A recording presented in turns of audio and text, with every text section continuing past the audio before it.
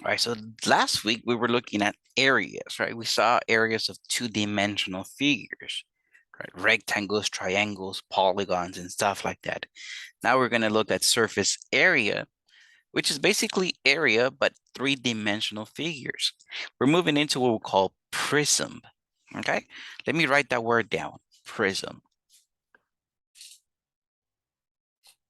Now, a prism, what it is basically a figure where it has two bases, one on top and one at the bottom. And at the sides, it has rectangles. So it's a three-dimensional figure. Again, top and bottom are two figures. And when I say figures, I'm talking about like a rectangle, triangle, shapes that we know. So top and bottom, the bases, top and bottom are the same. And at the sides, it has rectangles.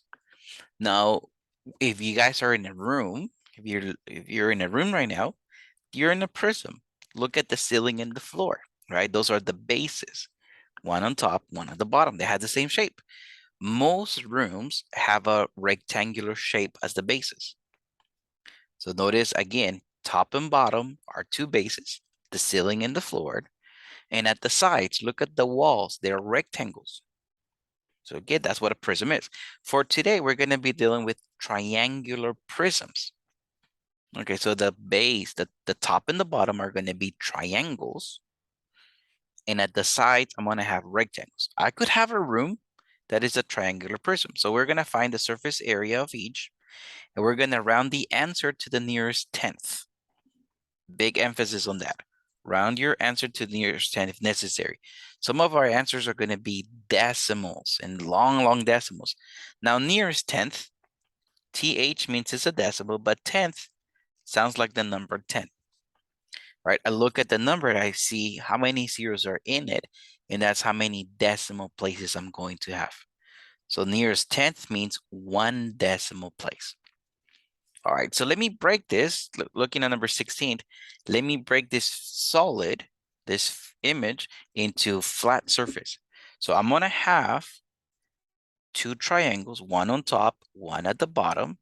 I know how to get the area of triangles. I'm gonna deal with that. Now, because the base has three sides, at the side, I'm gonna have three walls, three rectangles. If you're in your room, in a room right now, like I said, more likely the bases in your room are rectangles. Notice how the base has four sides, and at the side you have four walls, so four rectangles. For my triangular prism, because the base has three sides, I'm gonna have three walls. All right, so looking at a triangle, I'm gonna look at the bases first. I remembered that for a triangle, I have to look for the 90-degree angle, which is right here. This angle is made by 6.4 and 9. So for my triangle, I'm gonna go 6.4 times 9, and whatever I get, I divide it by 2. Remember, for triangles, we divide it by 2. So 6.4 times 9 divided by 2, it gives me 28.8. Each of my triangles is 28.8. Now, for the sides, I need to know the measurements of the three sides of my triangle. One side is 7. I want to say this is 7. You guys can see the measurement on the top.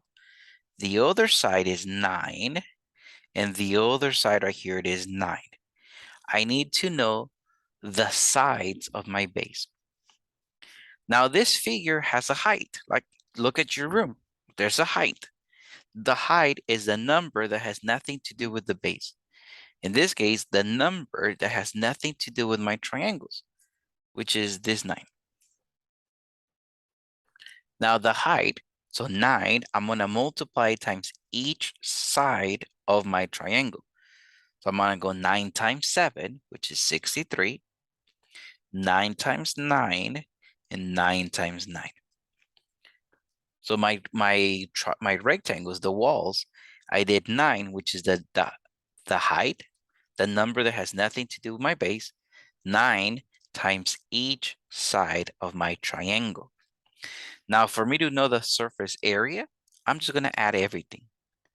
So 28 plus 28.8 plus 28.8. I added the two triangles plus 63 plus 81 plus 81. And my result is 282.6. My answer only has one decimal place to begin with, so we're good. Because remember, I'm going to round my answer to the nearest tenth if necessary. So one decimal place if necessary. All right, let's take a look at question number 17. I'm dealing with triangular prisms today, so I know I'm going to have two triangles, one on top, one at the bottom. Because my triangle has three sides, I'm going to have three rectangles, three walls. Right? If this was a room, I'm looking at three walls. For my triangle, I'm always looking at the 90-degree angle. In this case, it's right here. It's made by this 8 and this 6. So I have to go for my triangle. I'm going to go 8 times 6 divided by 2. Because 8 times 6 gives me a rectangle. Now divided by 2, because remember, a triangle is half of a rectangle. Now 8 times 6 is 48, divided by 2 is 24. So each of my triangles, each of the bases is 24. I need to know what's the measurement of each side of my triangle. I'm going to take a look at this triangle here at the bottom. One side is 8, another side is 6, and the third side is 10. You guys can see where I got the 10 from. Now the height of the prism is the number that has nothing to do with my triangles. In this case, 11. Now I'm going to go 11 times each side of my triangles. So 11 times 6, 11 times 8, and 11 times 10. Now let me add everything. So I have 24 plus 24. I added the two triangles plus 66 plus 88 plus 110. My result happens to be 312. As a matter of fact, if you guys call the handyman or someone that's just going to come over and paint your house, and you want to paint the ceiling, and for some reason you want to paint the floor as well, the handyman is going to come over and it's going to break everything into shapes that he knows. You're going to get the area of the ceiling, the area of the floor, and then each wall. That's basically what we did. Now I know painting the room, painting the floor would not be that fun, but what if you're painting a box? Right? What if there's cases where you do paint everything. So let's take a look at question number 18 now. We're still looking at triangular prism. So I know for today, there's two bases, which are triangles, and the rest are rectangles. Because my bases have three sides, right? The triangle has three sides. I'm gonna have three walls. So three rectangles in the center. For my triangle, I'm looking for the 90-degree symbol, which in this case is made by the numbers 8.2 and 11. I know this side right here is 11 because I got it from up here. So for my triangle, I'm going to go 8.2 times 11 and then divide it by 2. Remember, for triangles, we do divide by 2. So 8.2 times 11 divided by 2, my calculator gives me 45.1.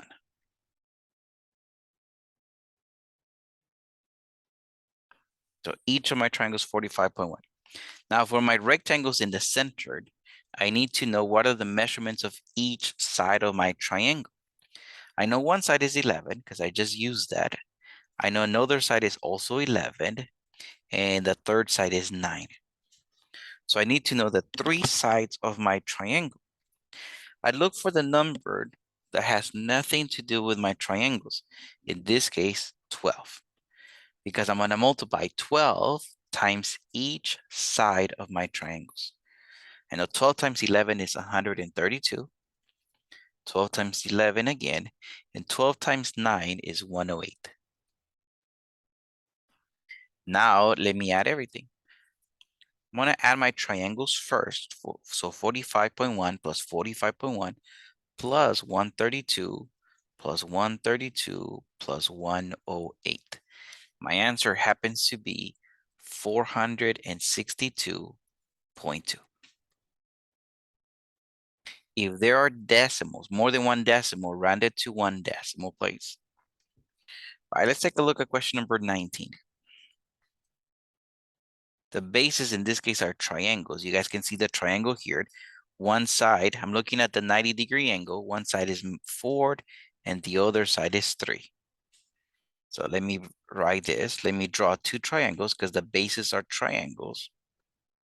Because my triangle has 3 sides, I'm going to have 3 rectangles. All right, if this was a room, I'm going to have 3 walls.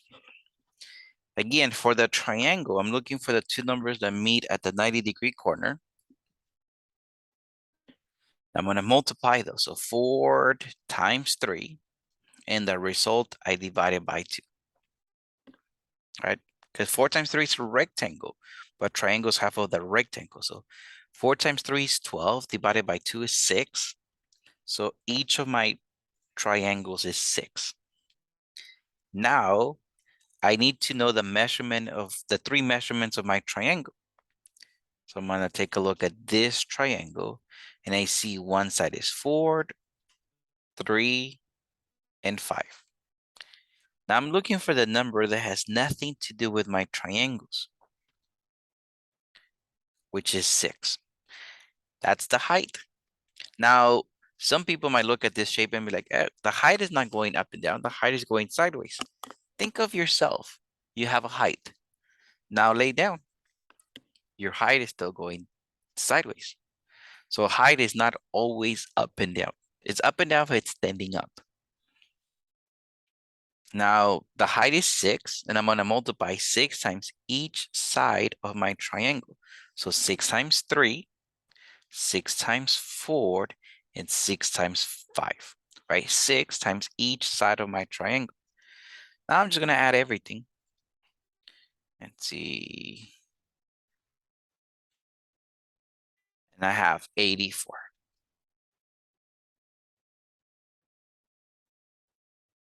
Now, don't forget to round to the nearest 10th if necessary. So what does that mean? Here, I didn't have to round up. But let's say my answer has 2 decimal places. Let's say I had something like 8.71.